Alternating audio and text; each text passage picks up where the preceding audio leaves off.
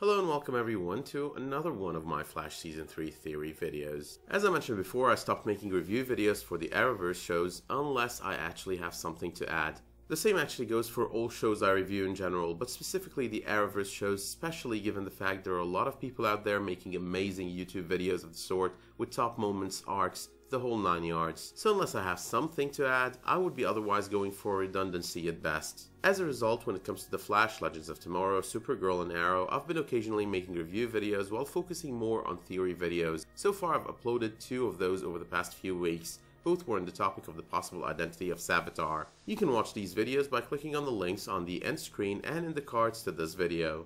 But to focus on the first topic at hand, there is a theory out there that the person or the member of Team Flash in the grave in the release set photos from the season finale, or maybe the penultimate episode of the season, happens to be Caitlin Snow. And it's pretty easy to support this theory, given how we see a future Caitlin turn full frosty in the promo of the upcoming spring premiere, the fact that she woke up Killer Frost style at the very end of the winter finale, and finally, the fact that she's the only one who does not seem to be spotted in those photos. It's already been made clear Iris will be saved before the end of the season, and it kinda makes sense considering how she's pivotal to the Barry Allen Flash story, unless of course they plan on bringing back Patty Spivot into his life, which by the way, I for one would be totally fine with. And I'm not just fine with it because of my preference of the character of Patty Spivot over the character of Iris, but because in the New 52, Barry Allen does have a relationship with Patty and never actually marries Iris, so there's a version of that out there. But regardless of the whole Iris situation, we're not new to the concept of alternate endings. If you watched Lost, for example, you might remember that a few years back when the creators were filming the finale of the 4th season,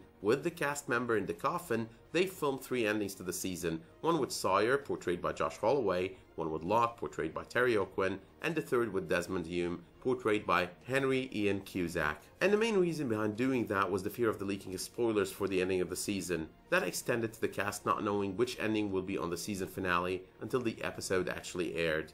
Back then as well, spoilers were a commodity you could easily find online. Now let's stop and ask ourselves a question here. Why would they release or allow the release of set photos of the Flash telling us exactly who would end up dying over a month in advance? It doesn't make sense, does it now?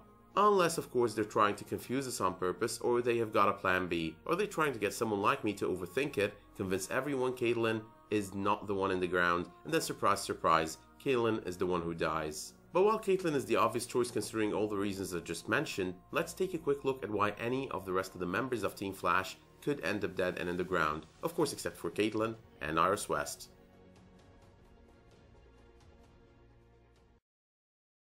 Repetition was never a problem for TV shows, but there's always the question of how many times is just too much. So how many parents, fathers, mothers, father figures would Barry have to lose before it is too much, before they just wrap it up and decide to call it a day and leave the guy with one parent?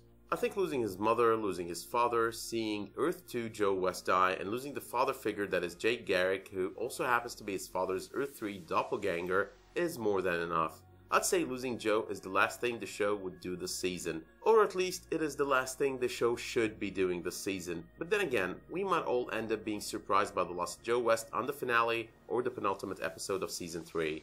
But while this is a decent argument against the possibility of his death by the end of the season, there's also a good argument towards his death. Maybe he ends up sacrificing himself, saving Iris in a way while putting himself in Savitar's way, before Barry actually manages to end Savitar.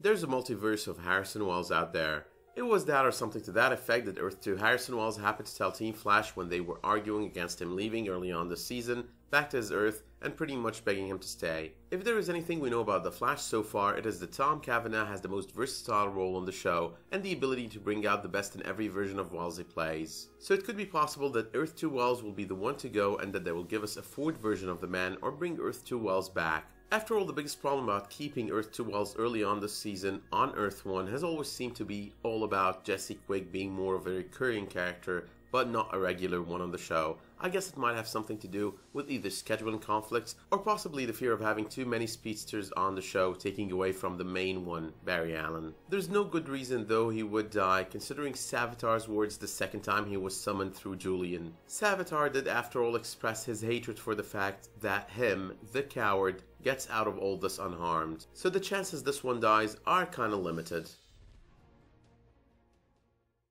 Wally West is just about one of the two best choices for ending up in the ground by the end of the season. His speed has been improving rapidly. The assumption is he would sooner or later, probably sooner, end up being faster than Barry. And as I mentioned before, that would put the show in a little bit of a pickle, with Barry being the slower Flash. It would kill the whole meaning to the opening sequence of the show, the whole "my name is Barry Allen and I'm the fastest man alive," unless one of the following was to happen. Number 1, Wally West moves to Earth 2 or Earth 3 to join Jesse quick and hence ends up being out of the picture. Number 2, Wally is no more a speedster on the show, or in other words, he loses his speed. Number 3, Wally ends up being Savitar and ends up either dead or in a cell. Number 4, Wally dies at the hands of Savitar. Now all of these in my opinion are viable options and are extremely possible. We know Savitar promised Barry in their most recent communication that he will soon witness his creation. I'm assuming the creation here would mean the transformation into the oversized monster villain with the armored suit, rather than just his gaining a speed.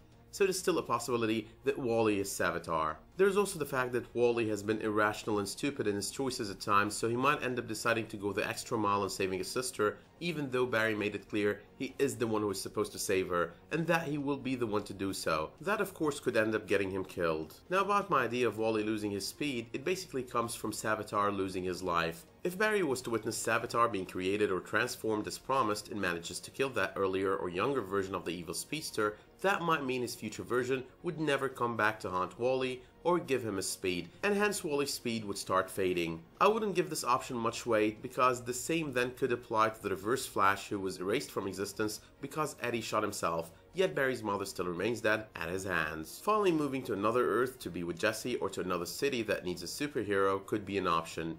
I'm guessing this option along with him dying are the two that make sense the most here. Now in my opinion, Julian sounds like the best option for dying or being Savitar. Now my reason for believing so is based on the fact that Thawne Felton is an amazing actor with great skills, and I guess he was hired on the show to be Alchemy, and post his role early on in the season, his character is now operating in a very limited capacity. He does still manage to make the role interesting, and so does the writing for his character, especially with him always being on the socially awkward side of things. His character does also act as a new love interest for Caitlin, so if he dies it would be extremely hilarious because the storyline would then seem to be aiming at pushing Caitlin to the edge, and on purpose. I mean, that would be insane with one love interest for Caitlin per season. One died a hero, one turned out to be a villain and still died. Imagine the third being a villain turned some sort of a hero and ends up dead. That would be extremely funny. Ironic and sad, but still funny. Besides, I don't really think they'd be keeping the actor and hence the character around for another season if his role was to be limited to being Julian Albert. Makes a few snobby comments every episode. So again, if he's not Savitar, I believe Julian would be the perfect candidate for dying this season, but that is just me.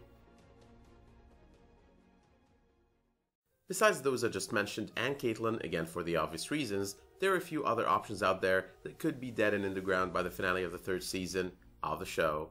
And all of them could affect everyone or almost everyone deeply. Earth 2 Wells is a friend of the entire team. He's a friend of Joe's. They have shared moments in which they were both in the same boat concerned about their youngsters. There's also the possibility that it would be Jessie Quick. I mean, Savitar has big plans for her, as he did tell her. Maybe she ends up putting herself in harm's way just to get rid of Savitar to ensure that whatever plans Savitar has for her never come to exist.